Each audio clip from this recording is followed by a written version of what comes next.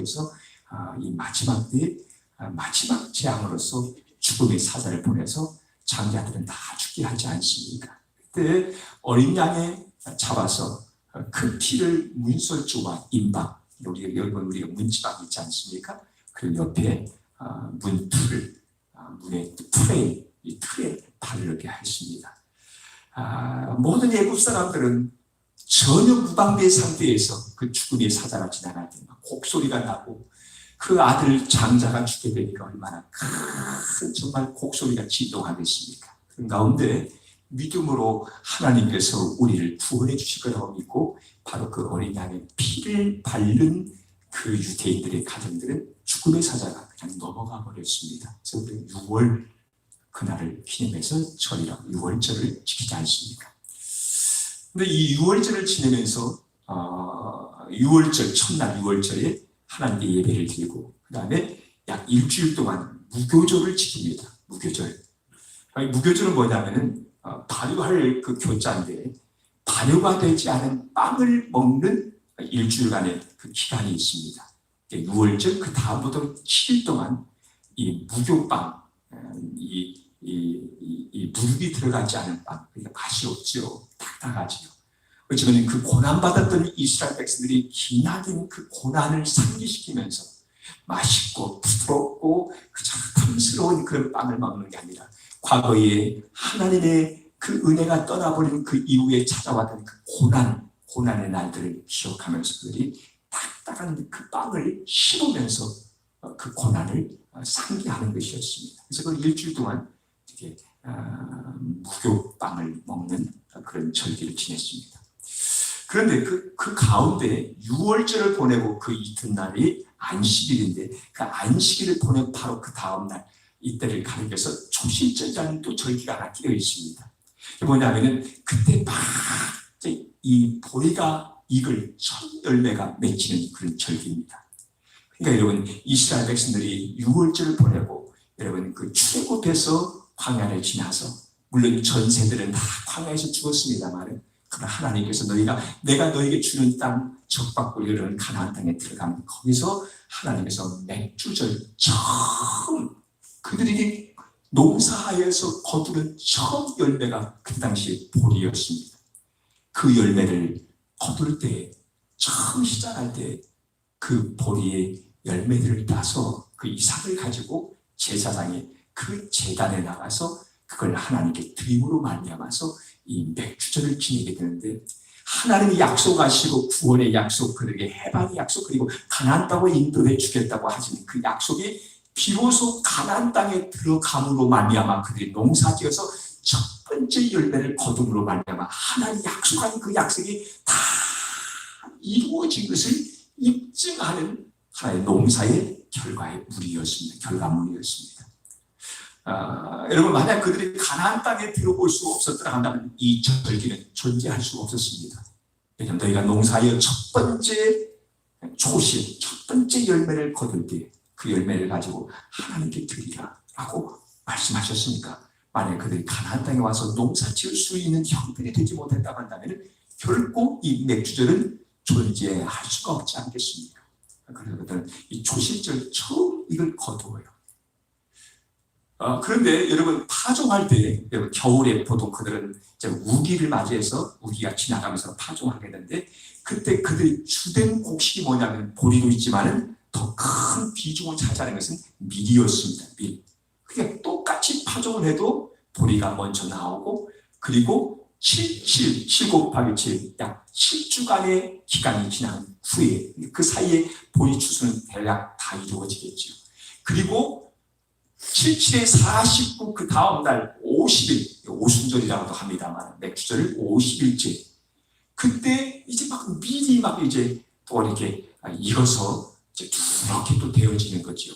그게 그들의 주된 주곡이 뭐냐 밀이에요. 유태인의 밀. 그 가장 중요한 밀을 추수하는 바로 그 시작점. 추수를 다 마치고 그들이 하나님 앞에 예배하고 제사를 드리는 게 아니라 이제 막 가장 중요한 주곡, 가장 주요한 곡식을 거두기 시작한 바로 그때 그들은 우리는 맥주절이라고 얘기합니다만 사실 이 추수를 시작하면서 하나님께 이렇게 제사를 드리는 것이 맥주절이 오늘 우리는 맥주절을 지냅니다. 우리나라에서는 여러분 우리는 쌀 농사를 짓지 않습니까? 쌀 농사는 이제 가을에 우리가 추수하는데 그 전에 우리는 보통 보리를 추수하지 않습니까?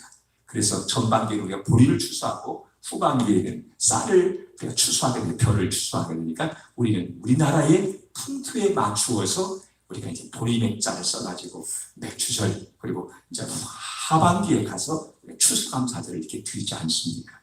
그런 의미가 우리나라는 독자화돼서 그런 의미가 강합니다만 사실은 밀을 거두기 시작하는 그 추수의 때에 맞추어서 하나님께 제사를 드리고 예배를 드리고 온 백성들이 함께 모여서 그렇죠? 같이 하나님 앞에 축제의 날을 벌였습니다. 그래서 하나님께 감사했습니다. 이것이 맥주절입니다. 밀의 추수의 시작점인 것이죠. 그러니까 여러분 이 감사절, 이 감사들은 여러분 열매를 거두어서 드렸던 이 감사들은 처음이 아니라 사실은 초실절 첫 번째 보리를 거두어서 드리고요. 그리고 77, 49, 약 여러분 50일이 지난 후에 그러니까 우리나라 달력으로 말하면 양력으로 말하면 약 6월, 7월 정도 됩니다. 이 중순에 앞에 6월절 바로 그 다음 날이니까 그때 초실절은 약 3월달 내지 양력으로 한 사람은 한 4월달 정도 됩니다. 그래서 여러분 50일이 지난 후에 우리를 만나면 6월, 우리는 이제 오늘 7월 첫째 주, 다음 주가 7월 첫째 주거든요. 이때쯤 밀을 거두기 시작하면서 하나님께 제사를 드리게 되어진 것이죠. 그러니까 거의 보면은 1년 12달 가운데 앞에 6달은 지나가고 그리고 또 새롭게 이제 7, 8, 9, 10, 11, 12 딱 6달 새로운 하반기를 맞이하는 그 기점에서 지금 맥주절 감사 예배를 드리게 되는 것입니다. 굉장히 의미가 있죠. 이 두 번째 드려지는 감사 예배이기도 합니다. 여러분 어떤 의미에서 보면은 감사는 한 번으로 족한 것이 아니라 그렇죠? 물론 보리를 추수하면서 그걸 감사하면서 드릴 수도 있습니다만 이미 드렸습니다만 그러나 여러분 가장 중요한 곳이 밀을 추수하면서 그들은 추수를 다 마치고 한 것이 아니라 그것은 여러분 1년 12달 거의 끝날 무렵 한 11월 12월쯤에 장막절이 기다리고 있어요. 이날을 가리켜서 수장절이라고도 얘기합니다만 수장절은 간수하고 저장한다. 그러니까 여러분 그때는 모든 농사 모든 열매 다 거둬들이고 그리고 저장하고 그리고 하나님께 그 1년의 마지막을 결산하는 그런 감사절이 오늘날 우리 말하는 추수감사절 혹은 장막절이 그냥 그들은 그 옛날 광야에서 장막을 지어놓고 살던 그날을 기념하면서 옛날 참 고생하면서 살았어 어렵게 살았어 정말 살 수 없는 땅에서 그래도 이렇게 장막을 지어놓고 은혜로 우리는 살아남을 수가 있었고 우리는 이 가나안 땅에 들어올 수가 있었어 라고 하는 그 고난의 과거의 날들을 상기하면서 오늘에 주어진 이 삶을 기쁨으로 감사함으로 맞이하면서 그들이 1년의 마지막을 그렇게 여러분 장막절 그래서 장막을 만들어서 다 집집마다 마당이 있는 집은 그 집 앞에다가 이렇게 장막을 허술하게 이렇게 촉갈집을 하나 지어놓는다든지 그것도 없는 집은 자기 집 베란다다가 이렇게 텐트같이 지어놓고 근데 그걸 잘 짓는 게 아니라 하늘이 숭숭 뚫려서 별들이 보일 정도로 거기서 그들은 며칠간을 잤습니다. 그래서 그 옛날 광야에 고생했던 날들을 상기하면서 그래도 하나님 우리를 불기둥과 불대기둥으로 인도해 주셨어. 그 감사를 다시 한번 되씹으면서 되새기면서 그들의 믿음과 신앙의 고백, 감사의 고백을 하나님께 드리면서 그들의 우리를 심한 추수감사들 수장절을 장막절 이것을 드렸습니다. 자, 그 가운데 다시 거듭 말씀드립니다만 그 가운데 맥주절을 드렸습니다. 다 끝나고 완성되어지고 다 살아갈 수 있도록 미래를 다 저장해놓고 드려지는 절기가 아니라 여러분 이 맥주절은 그렇죠? 밀농사, 밀추수를 시작하면서 아직 다 익은 게 아니에요. 이제 막 시작하면서 드려지는 그런 절기였습니다. 이제 앞으로 계속 거두게 될 것입니다. 그렇죠? 계속 추수하게 되어질 것입니다. 그 과정, 그 여정, 그 여러분 진행되어지는 그 상황들을 미리 하나님께 감사하면서 하나님께서 우리에게 틀림없이 은혜 주시고 하나님의 틀림없이 축복을 여전히 하나님께서 베풀어 주셔서 우리가 추수를 잘 마칠 줄로 믿습니다. 라고 하는 그 과정에 대한 감사, 그 중간의 감사, 그 인생의 행로의 여정 가운데 드려지는 감사합니다. 여러분 상당히 의미가 있지 않습니까? 우리는 모든 것을 다 좀 기다려봐 다 해놓고 그때 계산해봐서 남는 것이 있으면 그때 감사해주지 않겠는가? 그렇죠? 좀 기다려봐, 형편이 되면 그때 감사하지 뭐. 이렇게 우리는 다 이루어진 후에, 다 끝난 후에 감사하겠다고 말합니다만 맥주들의 정신이 그게 아닙니다. 시작하면서, 그렇죠? 처음 시작하면서, 추수를 시작하면서 아직은 다 이긴 게 아니에요. 다 거두어들인 것이 아닙니다. 그 중간에 어떤 변수가 생길지도 모르고 또 생각지 못하는 북서풍이 분다든지 생각지 못한 바람이 와가지고 비를 몰고 와가지고 온통 다 썩힐 수도 있는 것입니다. 근데 이 모든 정말 애칠 깔 수 없는 앞으로 있는 미래를 앞에 놔두고 하나님이 우리에게 이제 막 밀 추수를 시작하기 계신 하나님이 앞으로 끝까지 잘 이 모든 것을 마치게 해 주실 줄로 믿습니다. 하나님이 주관해 주실 줄로 믿습니다. 하나님이 우리를 돌봐 주실 줄로 믿습니다. 라고 하는 그 기대를 가지고 남아있는 이 1년의 반절 하반기를 전망하고 바라보면서 믿음의 눈길로 하나님의 은혜를 구하면서 바라보고 조망하면서 하나님께 드려지는 그 예배가 당시 맥주절 감사였습니다. 사랑하는 상당한 의미가 우리에게도 있지 않습니까? 그렇죠? 요즘 모든 것이 어렵다고들 얘기하고 사실 어렵습니다. 다 어려워요. 그러나 여러분 어렵다고 해서 그 어려움 속에만 파묻히지 마십시다. 감사의 자리로 나오고 감사 이유를 찾아보시고 그 감사들을 발견하셔서 그럼에도 불구하고 하나님 감사합니다. 그 감사를 찾아내는데 비상한 천재성이 발휘되어 주시기를 바랍니다. 하나님 나 감사합니다. 하나님 감사합니다.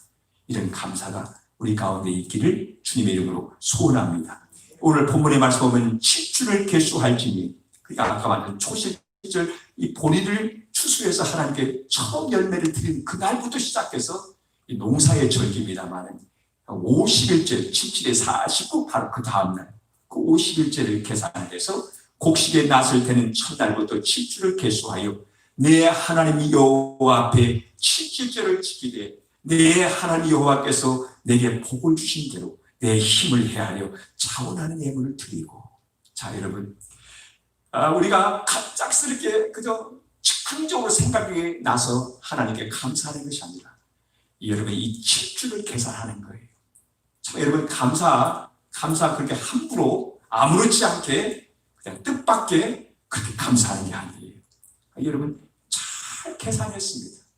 그리고 그들은 마음 준비도 하고요. 또 하나님께 드릴 수 있는 것들을 준비해서 그 예배의 자리, 하나님께 드려지는 그 제사의 자리, 그 축제의 자리에 마음을 다해서 나간 것을 볼 수가 있습니다. 여러분 내 하나님 여호와께서 내게 복을 주신 대로 맞아요. 우리의 모든 생명, 우리가 여러분 누리고 있는 모든 것들, 오늘 내가 존재하고 살아가는 모든 것 하나하나 우리 하나님께로부터 말미암았다고 하는 이 고백.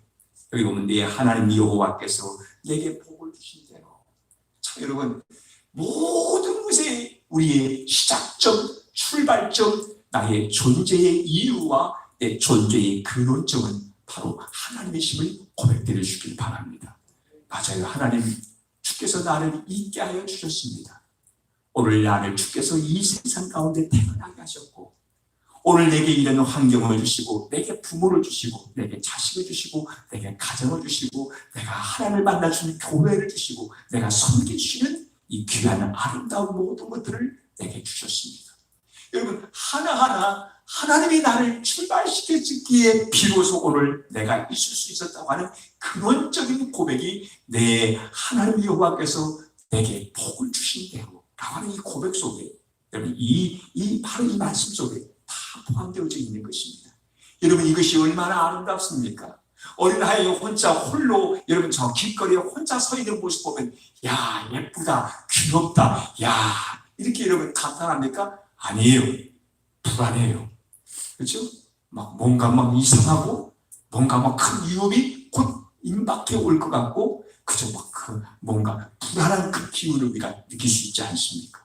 그 옆에는 마땅히 엄마가 있든지 아빠가 있든지 어떤 어른의 보살핌과 함께 동행하는 그 어떤 존재가 함께 할 때 우리는 딱 안정된 마음으로 잘 볼 수가 있지 않습니까? 오늘 우리 교회에 고양이들이 와서 가끔 이제 여기서 와서 새끼도 낳고 지내는 그런 고양이 손님들이 있어요. 우리 교회가 좋은가 봐요. 고양이를 오면은 그 따뜻하게 맞이해주는 몇몇 분들이 그 손길이 있어서 고양이들이 와가지고 저 마루 밑바닥에다가 새끼를 낳아요. 가끔 보면. 그리고 오늘 교회 와서 보니까 아침에 저쪽에 고양이가 이게 이제 한 얼마 지나가니까 익숙해가지고 사람을 이렇게 낯가림을 하지 않고 그 애미가 그 새끼들을 품에 안고 한 5마리 정도 되는데요. 거기 검은 고양이 새끼도 있고 얼룩얼룩 고양이인데 이게 너무 이쁜 거 있잖아요. 그렇죠? 그 약간 많은 새끼들이 지 엄마 품 안에서 그냥 올라타고 넘어서 하면서 그 자기 동기간간의 형제들끼리 그냥 엉켜가지고 있는 모습이 그때 마침 여러분 한 8시 몇 분 되니까 막 또 햇살도 적당히 비춰지고 그 처마 밑에 이렇게 해서 노는데 너무 이쁜 거예요. 엄마와 함께하는 새끼 고양이. 그거 진짜 이쁘더라고요. 고양이 원래 안 좋아하는데 그거 보니까 고양이가 정말 귀여운 거예요. 맞아요. 우리도 마찬가지입니다. 우리의 모든 것이 하나님께로부터 시작되었습니다. 우리가 하나님과 함께 할 수 있는 그때가 가장 안정되고 가장 평화가 있고 가장 복되고 그때만큼 우리에게 행복감이 충만할 때가 없는 것입니다. 여러분 하나님 내 인생에서 하나님이라는 그 단어를 지워버리면 그때부터 여러분 지옥문이 열리는 거라고 생각하시면 딱 맞습니다. 물론 처음부터 꽉 어둠이 달려오는 것은 아닙니다만 인생의 근본적인 문제가 생기기 시작하는 것입니다. 그러나 하나님 아버지가 나와 함께 하시고 그분이 내 곁에 계시고 그분이 나를 돌보시고 그분이 내 삶의 모든 것을 이끌으시고 인도해 주시고 그 생각하면 얼마나 마음이 든든하고 훈훈하고 마음에 소망이 생기고요. 그래 하나님 끝까지 나를 인도해 주실 줄로 내가 믿어 라고 하는 자신만만한 우리의 삶의 새로운 의욕을 갖게 되어지지 않겠습니까? 여기 보면 오늘 말씀 가운데 내 하나님 여호와께서 참 얼마나 귀한 말씀인지 알 수가 없습니다. 한번 따라서 해볼까요? 내 하나님 여호와께서 내 하나님 여호와께서 맞아요. 나의 하나님 여호와께서 내게 복을 주신대요. 그렇죠? 내가 무슨 복 받았다고 얘기해요? 이렇게 말씀하면 안 됩니다. 다 생각해 보세요. 다 하나하나 생각하면 여러분 복이 아니라고 말할 수 없는 것이 하나도 없는 것입니다. 여러분 인생을 살아가노라면 2가지 시각으로 자기의 삶을 바라볼 수 있어야 한다고 합니다. 하나는 높게 바라볼 수 있어야 한다고 하는 것입니다. 인생을 길게 높게 바라볼 수 있는 그런 시각을 가져야 한다는 것입니다. 여러분 우리가 요셉의 그 인생을 생각해 보면 그렇지 않습니까? 요셉의 인생을 좁게만 바라본다면 억울하게 짝이었고 고생투성이의 삶의 연속이었습니다. 아버지 사랑을 듬뿍 받다가 하루아침에 타국의 노예로 팔리는 신사가 되었으니 얼마나 죽을 맛이었겠습니까? 그것도 형들에게 죽임을 당할 뻔하다가 겨우겨우 생명을 건져가지고 노예로 팔려가는 그런 신세였습니다. 그게 얼마나 죽을 맛이겠습니까?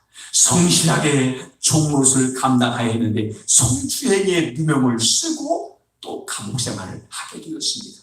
진짜 죽을 날 아니겠습니까? 해몽을 잘해서 석방의 절호의 기회를 잡았습니다. 당신이 만약에 감옥에서 내가 꿈을 해석해 주도록 당신이 나가게 되어지면 나를 기억해 주세요. 부탁하지 않습니까? 그런데 살아나게 되었던 그 관원의 허술한 기억력 때문에 석방이 흐지부지 되어지고 또 몇 년을 그 감옥에서 썩어 지내게 되었습니다. 지금 요셉 얘기하는 거예요. 여러분, 그저 그것만 생각하면은 그 인생은 불통의 인생이고 불행의 연속이고요. 비극의 연속이지 않겠습니까? 좁게 보면 그렇습니다. 근데 조금 넓게 본다고 생각해 보십시다. 지나고 나서야 볼 수 있는 것이겠지만 요셉의 고난 중에서 한번 생각해 보세요. 애굽에 나중에 총리가 되는데 없어도 됐을 뻔한 것을 한번 여러분 찾아보세요. 그가 감옥에 가지 아니했더라고 한다면 애굽 총리가 될 수 있는 길은 애당초 존재하지 않았을 것입니다. 그가 종으로 끌려와서 여러분 애굽살이에서 종살이 하지 않았더라고 한다면 애굽 총리가 될 수가 있었겠습니까? 만약에 형들이 자기를 미워해서 팔아먹지 않았다고 한다면 이런 결과를 가져올 수가 있었겠습니까? 생각해보면 길게 보면 어느 것 하나하나가 하나님께서 나의 인생에 형통을 봐서 필요하지 않았던 것이 하나도 없는 거예요.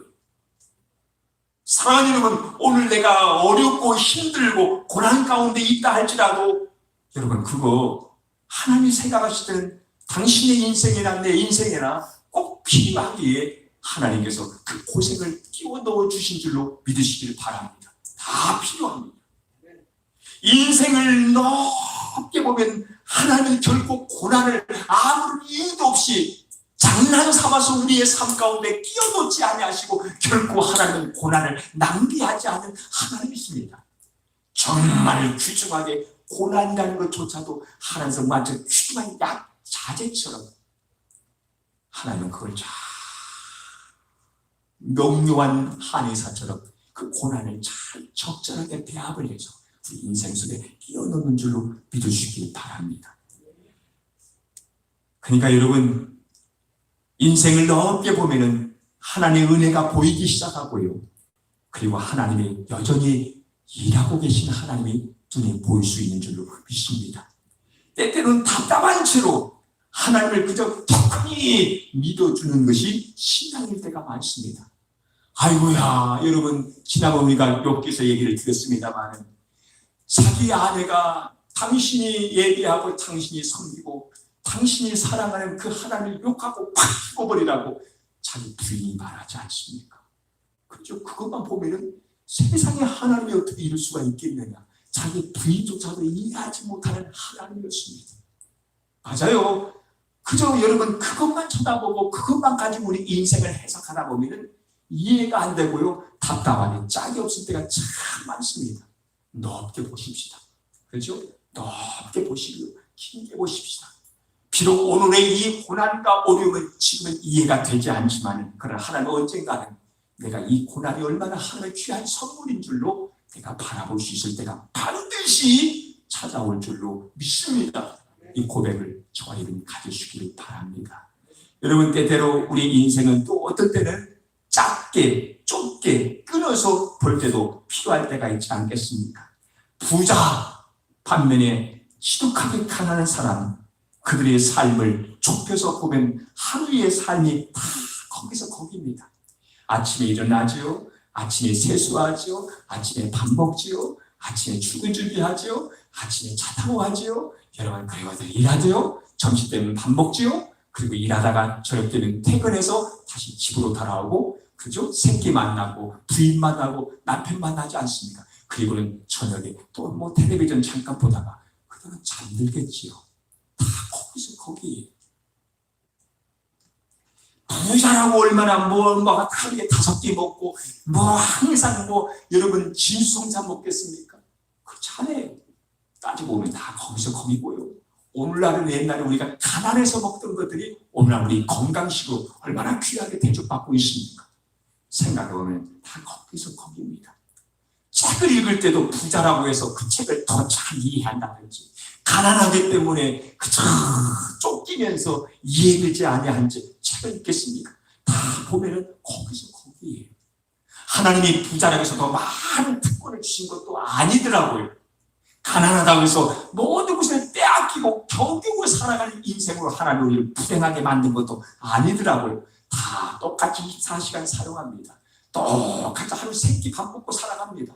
그럼 여러분 많이 먹고야 뭐 고기도 매같이 잡숴보세요. 질려서 못 먹지요. 다 거기서 거기입니다. 저는 전에 항암 치료를 받으면서 참 고생을 조금 했습니다. 냄새만 음식 냄새 맡아도 막 토해낼 것 같고요. 밥그릇이 하얀 밥그릇이지 않겠습니까? 병원에 쓰는 유생적으로 깨끗한 밥그릇인데 나중에 그 하얀 색깔이 싫은 거예요. 청결하고 얼마나 좋습니까? 흰백이 그 하얀 색깔이 막 싫어요. 막 하얀 게 싫어요. 내 옆에 있던 어떤 할머니는 모처럼 집에 가서 하는데 며느리가 어머니 오셨다고 어머니가 옛날에 좋아하던 꽁치 통조림 김치찌개를 끓인 거예요. 집에 들어가자마자 그 냄새 맡아보고 그냥 자빠져 기절을 해버렸대. 그만큼 냄새를 못 맡는 거예요. 그 생각을 하니까 우리 집 요즘 호박잎을 데쳐가지고 내놓는데 아침에도 호박잎, 점심에도 호박잎, 저녁에도 호박잎. 내가 뭐 맛있다고 얘기하면 줄기차게 내놔요. 아침에도 호박잎, 점심에도 호박잎, 저녁에도 호박잎. 근데 감사해요. 옛날에 생각하면 다 감사하고 이렇게 마실 수가 있을까? 그러고 보니까 요즘 몸무게가 늘어났어요. 맛있어요.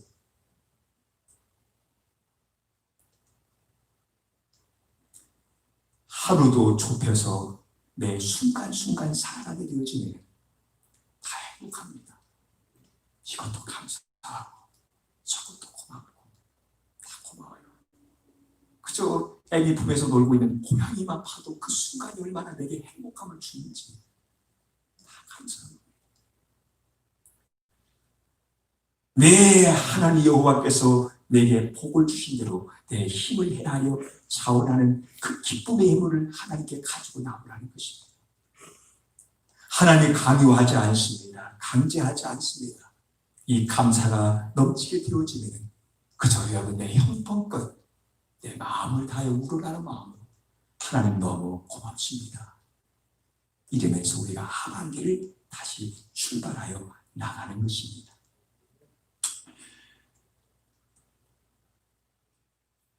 여기 보면은 11절에 특별히 누구와 함께 이 하나님께 예배하는 자리에 나오라고 하나님께서 당부해 주시냐면 너와 내 자녀와 노비와 내 성중에 거하는 내 유인과 여러분 이 사람들은 나와 불가분의 관계를 맺고 있는 사람들이다. 내 자식 그렇죠?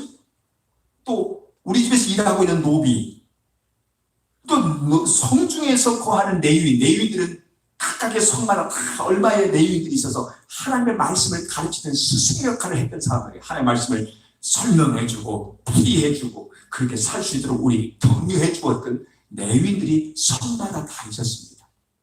굉장히 내 인생의 스승들이에요. 굉장히 나와 아주 밀접한 관계를 맺고 있는 사람들입니다. 이런 사람들과 함께 더불어 하나님 앞에서 즐거워하며 같이 예배를 드리라는 것이었습니다. 반면에 너희 중에 있는 객은 지나간 나그네입니다. 고아와 과부가 함께 내 하나님 여호와께서 그 이름을 두시려고 택하신 곳에서 내 하나님 여호와 앞에서 즐거워할지니라. 여러분 이것은 이런 사람들은 내가 얼마든지 외면해도 상관이 없는 사람들이에요. 지나가는 나그네 잘 지나가게 하면 되는 겁니다. 고아 뭐 어떻게 팔자가 그런 거 어떡하겠어.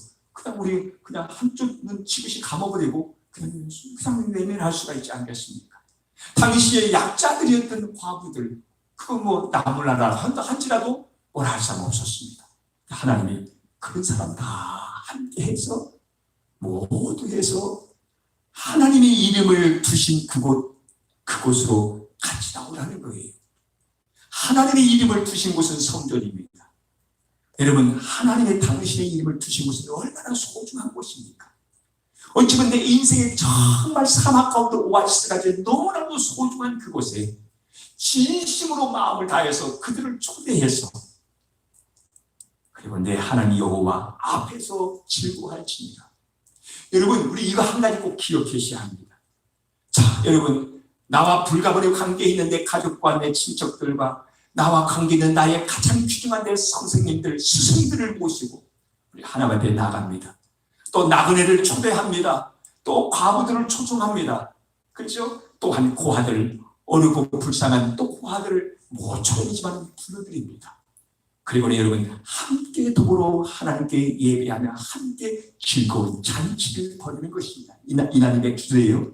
잔치를 벌이는 겁니다. 그런데 여기 강조하는 말이 여호와 앞에서 즐거워할지니라. 여러분 내 눈에 보이는 것은 여러분 내 형제, 내 친척, 내 가족들, 내 선생님들, 그 다음에 지나가는 나그네를 붙잡아서 불렀습니다. 고아를 초청했습니다. 과부와 함께 했습니다. 내 눈에는 이런 사람들은 보이지만 사실은 그러나 그 잔치 가운데는 누가 거기에 가장 큰 손님으로 가장 귀중한 귀빈으로 그 자리에 있느냐면 바로 여호와 하나님이 비록 눈에는 보이지 않지만 그 가운데 계시겠다는 것입니다. 여러분 아무리 별 볼 일 없는 잔치상이라 할지라도 정말 최고의 귀빈이 오면 그 자리는 영광스러운 자리고 빛나는 자리 아니겠습니까? 하나님이 함께 하시는 그 자리, 우리 하나님이 거기에 최고의 귀빈으로 그 자리에 임하시는 그 자리, 하나님의 그 임재 앞에서 우리가 예배를 드리는 것입니다. 여러분 눈에 보이는 것만 가지고 우리 생각하지 마십시다. 평가하지 마십시다. 뭐가 있네 뭐가 없네 따지지 마십시다. 여기에 하나님이 함께 하시고 하나님 우리 예배를 받으시고 내가 기꺼이 초대하신 저 모든 분들과 함께도 모여 우리 하나님도 함께 즐거워하신다. 얼마나 소중합니까?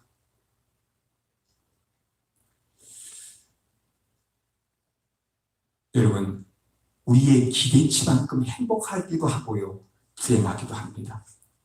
6.25 옛날에 그 동란의 그 어려움을 겪으신 분들, 그리고 그 이후에 보릿고개를 정말 어렵게 지내오신 분들, 여러분이 조금만 어떤 걸 놓고서도 우리를 감사할 수 있지 않습니까? 그렇죠? 야, 옛날에는 이걸 진짜 1년에 한 번 먹을 또 말끔한 거야. 그 생각하면서 오늘 주어진 그런 고깃저가 한 점이라도 얼마나 맛있게 먹습니까? 근데 여러분 이런 과거의 어려움을 겪지 아니한 세대들은요 안 감사해요. 감사할 줄 몰라요. 뭘 갖다 놔도 감사할 줄 몰라요. 어제 어느 집사님이 자기 친구 얘기를 하면서 그 친구 옛날에 정말 못 살아가지고 학교에 가서 수돗물 가지고 점심 때 배 채웠다고 얘기를 하더라고요. 근데 여러분 그거 비단 어떤 특별한 사람만 그런 게 아니라 우리 때도 그랬어요. 저도 그랬어요. 겉으로 보면 나는 굉장히 부잣집 아들로 사람이 착각하고 우리 담임 선생님도 나는 굉장히 부잣집 아들로 착각하더라고요. 잘 그렇게 보였던가 봐요. 그러니까 여러분 가난해도 가난한 티를 낼 수가 없더라고요. 어려울 때 누군가 주었던 건빵 그거 호주머니에 가득 채워가지고 몰래 나가가지고 수도가 옆에 가서 건빵 막 먹으면서 그 줄인 배를 채우던 기억들이 있었습니다.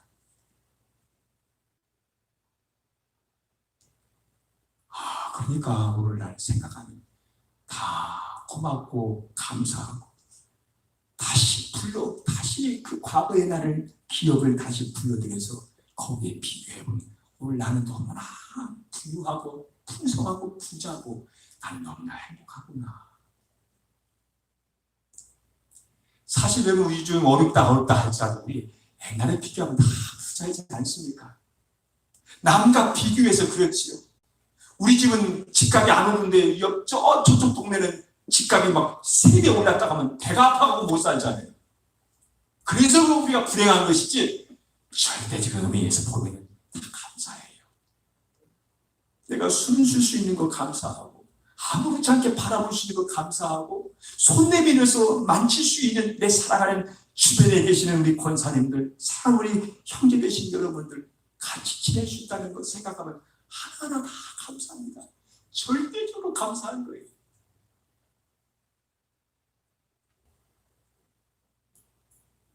여러분 감사하십시다. 하여튼 뭐 설교 뭐 어렵게 할 것도 없네요. 감사합시다. 누군가 몽둥이 큰 들고 저 현관문 막고 있어갖고 감사해요 안 해요 하고 감사 못합니다 하면 한 대씩 주어박았으면 좋겠어요. 감사해야 할 사람입니다. 어느 목사님이 자기 감사 제목을 몇 가지 쭉 저한테 한 100가지를 적어놓았더라고요. 근데 별것도 아니더라고요. 내가 쭉 보니까 별것도 아니에요. 나 이런 감사는 나는 500개도 쓰겠다 싶은 그 감사가 쭉 있더라고요. 뭐 커피 마실 수 있는 것도 감사하고, 또 자동차 타고 다니는 것도 감사하고, 자기가 읽을 수 있는 누군 뭐좀 브레이밍이라는 어떤 그 여기서 그런 학자가 쓴 그런 책을 보면서도 감사하고, 뭐 내가 써갖고 왔는데 어디 갔나 모르겠네. 그냥 다 감사해. 알겠네. 좀 읽어볼게요. 사랑하는 가족들이 있어서, 어머님이 살아계셔서, 장인 장모님이 살아계셔서, 목사로 살게 해주셔서, 섬길 수 있는 교회가 있어서, 참 좋은 성도를 주셔서, 하나님 자녀가 되어서 예수님 제자로 살주셔서, 서울에 살게 되어서, 한국 사람 되어서 사계절을 경험할 수 있어서, 그렇지, 맞아. 배움을 통한 즐거움을 주셔서, 말할 수 있어서, 들을 수 있어서, 눈물을 흘릴 수 있어서, 크게 웃을 수 있어서, 나도 이거 감사해. 나 참 저 크게 웃거든요. 웃을 때 막 그냥 볼 수 있어서, 고독할 수 있어서, 침묵할 수 있어서, 눈 감으면 마음속에 더 밝게 볼 수 있어서, 여러 가지 고난들이 있어서, 아직 가볼 수 있는 곳이 많이 남아 있어서, 여행 갈 수 있는 건강이 있어서, 커피를 좋아할 수 있어서, 나도 그래요. 운전할 수 있어서, 자동차, 새벽에 일어날 수 있어서, 새벽기도, 또 뒤에 숲이 있어서, 산책로, 닮고 싶은 예수님이 있어서, 잊고 싶은 과거가 있기에 별거 다 써놨어요. 수영할 수 있어서, 탁구 칠 수 있어서, 볼링할 수 있어서, 브레넌 매닝의 영성, 매일 침묵기도, 어린 시절의 추억, 성경에서 발견하는 통찰력, 서운한 소리를 들어도 미워하지 않는가. 곁에 두고 싶은 좋은 책들, 전자책, 오래 쓰는 만년필, 훌륭하고 존경할 만한 사람들, 아무개 목사님, 이런 거 쭉 써놨고, 냉장고, 넓은 책상, 저도 이게 참 고마워요. 책상 넓은 게 좋아요. 이것도 펴놓고 저것도 막 언제 펴놔도 그 책상을 다 받아주니까 고마워요. 넓은 책상, 편안한 의자, 엘리베이터, 노 권사님들, 청년들과 같은 마음이 드는 것, 교회 아이들 웃음소리 들리는 것, 기도 응답들, 침대에 잠을 주신 것, 읽기 쉬운 세번역 성경, 새로운 통찰력을 준 메시지 성경, 현찰이 없는데도 쓸 수 있는 신용카드, 이거 좋아하면 안 되는데, 그렇죠? 인생의 위기와 기회들, 컴퓨터, 편하게 해주고 받는 이메일, 늘 편하게 해주는 아내, 나는 늘 잔소리하는 아내, 그도 고마워요. 자꾸 감사할 제목이 생기는 것, 이렇게 감사할 수 있는 것, 여러분도 쓸 수 있겠죠? 다 감사해요. 아인슈타인이 이렇게 말했답니다. 이 모든 것들이 기적인데 왜 기적을 보지 못할까? 사람은 다 기적 속에 살고 줄 믿으시기 바랍니다. 당신은 기적 덩어리입니다. 당신은 기적 덩어리입니다. 나도 기적 덩어리입니다. 우리는 기적 덩어리들이 만난 것입니다. 하나님께 감사하십시오.